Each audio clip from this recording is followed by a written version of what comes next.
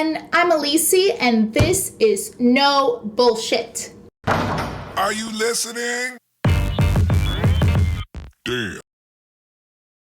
So solitary confinement, it's actually a pretty common practice in US prisons these days, but what exactly does it mean? It means that prisoners are put in shoebox cells for 23 out of 24 hours a day. I'm talking about fluorescent neon lights being turned on the entire time. You're trying to sleep?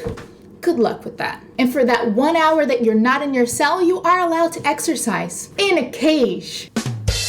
The effects of solitary confinement include, but are not limited to, visual and auditory hallucinations, hypersensitivity to noise and touch, insomnia and paranoia, uncontrollable feelings of rage and fear, distortion of time and perception, and increased risk of suicide and post-traumatic disorder. Doesn't this feel like a commercial and that I'm reading this drug side effect warning? I forgot one side effect. It also includes screaming at all hours of the night.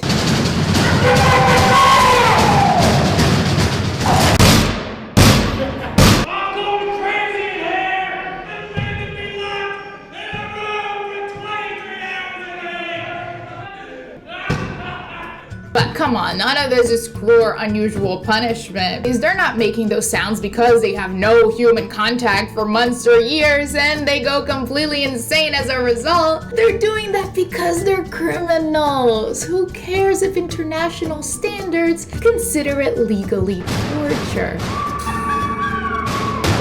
There are said to be, give or take, about 80,000 people in solitary confinement in American prisons, but about 30,000 of them are held in what are called these maximum security prisons, where people are said to be confined for months or even years at a time, with the lucky ones spending more than 25 years in segregated settings. I go batshit crazy. I don't even think I'd last 48 hours in that. What do you think this does to a person? The human brain actually slows down after just a week in solitary. Lengthy sentences can do damage similar to head trauma. You see, the thing is that we look at solitary confinement and we think, wow, those people must really be the worst of the worst, right? But if you look at the general prison population, that's not really the case. An independent investigation from 2006 reported that a lot of the people that end up in solitary confinement are either mentally ill or become mentally ill when they're there. If you treat people like animals, they're gonna act like animals. I mean, yes, we want to punish, but are we gonna do it as human beings, or are we gonna make people even worse when they get out? Most of these inmates will end up right back on our streets. But seriously, people, it's almost comical. How can we even stand in a world stage and declare the importance of human rights and dignity when our criminal justice system does exactly the opposite? I don't have all the answers. I actually don't have any of the answers. All I know is that long-term solitary confinement is just bullshit.